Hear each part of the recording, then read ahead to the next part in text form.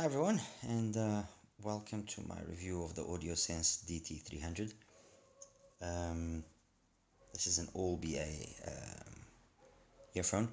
Uh, well, I'll be honest straight away, I don't own many all BA earphones. Most of the ones I do have are hybrids.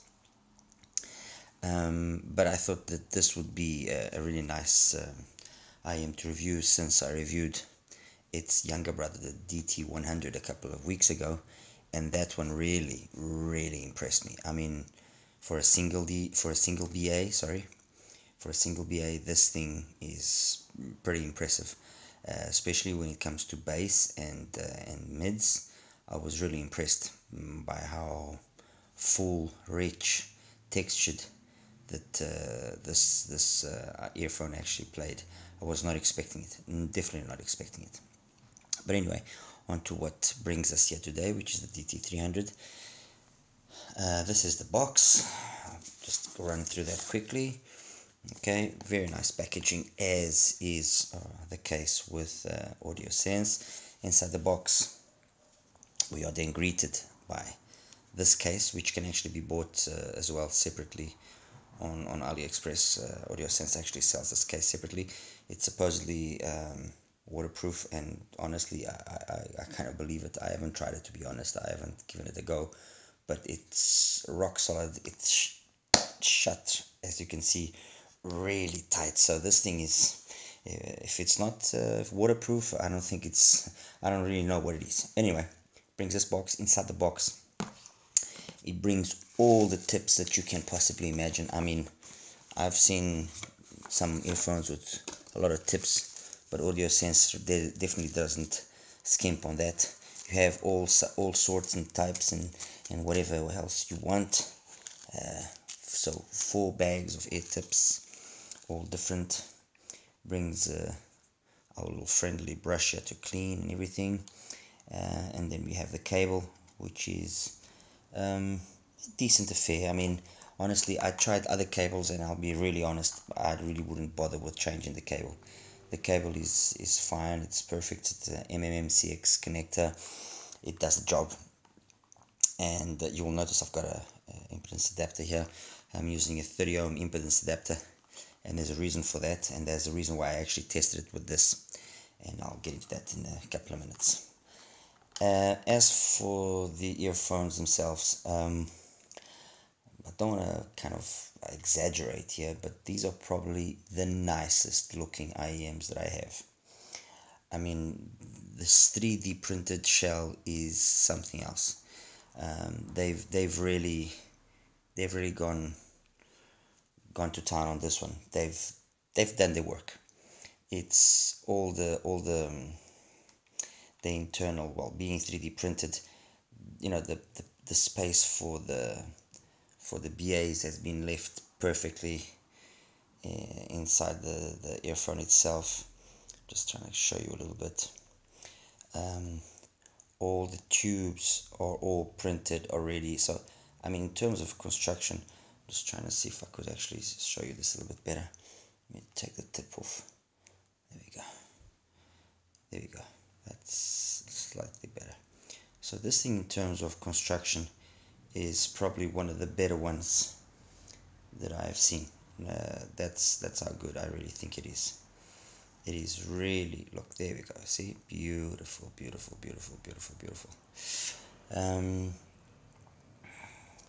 It uses the normal kind of BAs that you would expect, I guess, at this range. 22,955 for the bass, 29,689 for the mid range, and 300,95 for the highs. So, you know, the normal Knowles BAs, nothing very fancy or anything, but the implementation has been very well done. I mean, really well done. They've done their homework, like I said. Talking about the sound, which is basically what we want to know, because I mean, in terms of construction, fit is perfect with me. No issues there. They stay on.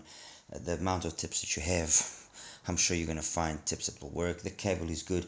So in terms of hardware, we are well served here. sound wise.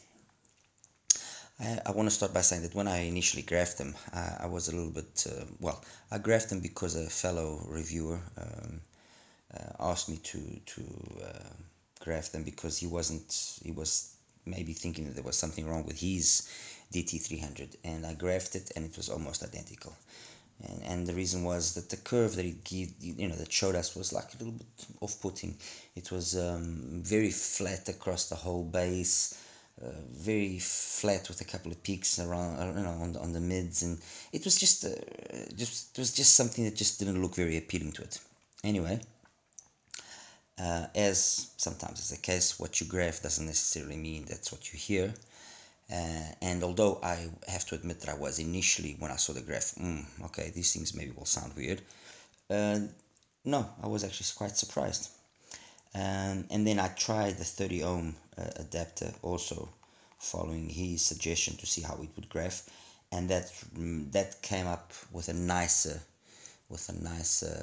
curve, let's say something more to that of what we were expecting, with a nice full sub bass, a dip into the mid bass, very nice transition to the mid bass, and then that pin again for the mids. I mean, the whole curve came out substantially more appealing, let's put it that way, and that also manifested itself in actually listening to them.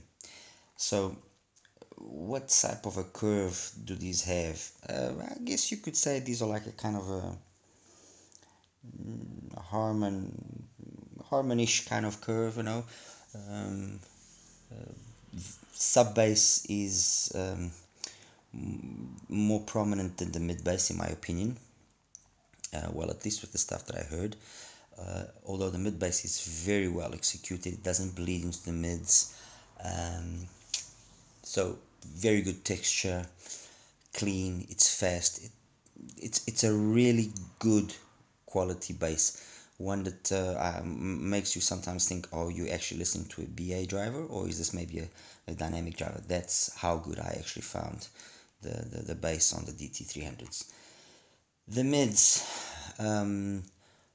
you could say the mids are perhaps the second star of the show, the bass being the first in my opinion. Very well done. I didn't find them in any way sibilant. Male and female voices came across perfectly. A lot of detail capability for something like a BA of this price range and of only 3 drivers. What I did find sometimes was that although clean, the mids, they were sometimes a little bit cold in terms of, they lacked that lushness that personally I like. I like feeling that kind of warmish presentation, and although the tonality, the timbre, let's put it that way, was correct, it sometimes lacked that correctness, lacked that, like I like calling it, old school feel to it. But again, I mean, nothing offensive in my opinion. And the highs are, let's say, not the least the least good. Well, that's not very good English, but they are, in my opinion, suffice. They are clean enough, and for symbols to come across correctly, and for the detail that we want, or that we have present, to be also perceived, and for you to pick and all the details. So not in any way lacking. So I guess if I was to kind of say, the bass is here, the mid slightly lower, and then the treble in terms of their overall ranking of quality. Let's put it that way. Soundstage is wide enough. I didn't think it was the deepest. Imaging was good. It could have perhaps been slightly better. I'm not gonna disagree on that. It could have been slightly better, but it was good. Micro details were plentiful. You could really pick enough and sense enough small little nuances in music and so on. So not lacking there as well. Overall, it's a very easy listening BA earphone. Like I say, I don't have a lot of full or all BA earphones available which which I could use to compare, and I didn't really want to compare this to any hybrid because it wouldn't be fair. But if I do have to make a comparison to a hybrid, I would say that these, for example, are um, maybe going along the lines of, for example, of one IM that I recently tested, which was the XI-NHS 1+2 hybrid. I liked that earphone a lot, and these ones are very much like that. Um, they only lose out to that particular IM in the highs, and also, for example, the GS Audio, the GD3A. Um, these ones, in my opinion, only stand behind those ones in the high mids and highs. That's where these ones don't match up. Otherwise, they match up quite nicely. In terms of all BA earphone, I actually only, like I said, I compared it to its younger brother, the DT100. Again, very nice IM in terms of overall construction, and this 3D printed resin shell is absolutely amazing. And the way this BA was implemented in this particular earphone, being side firing, and it's a custom made IM by them. Perhaps the basis is a Knowles or not, I'm not sure, but it's a custom made by Audiosense. This thing is absolutely unreal, and I would say that in the mids, that coldness that the DT300, these ones don't have it, so they perhaps are better than the DT300. Um, the highs, definitely they lose to the DT300, and in the bass they are very equal. The difference being that you have more quantity in the DT300. Anyway, that's my perception and my opinion based on what I usually listen to. Um, Not everybody will probably have the same opinion if they hear these earphones, but honestly, for an all BA earphone priced around $175 to $195, which is more or less the price that these can be bought for. Um, I don't think there's anything that can really, outdo it. Well, I still haven't listened to the C Audio Bravery, which I plan to do shortly once I get it. But that's a more expensive BA.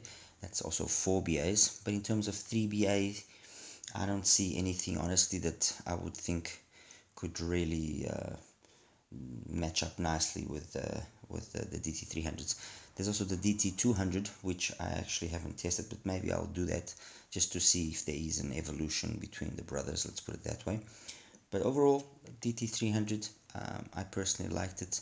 I think it's a very interesting IM, plays well, very easy listening, does nothing wrong, and its flaws are more than acceptable. Anyway, hope you enjoyed this little take of mine on the DT300, and see you soon. Take care. Bye bye.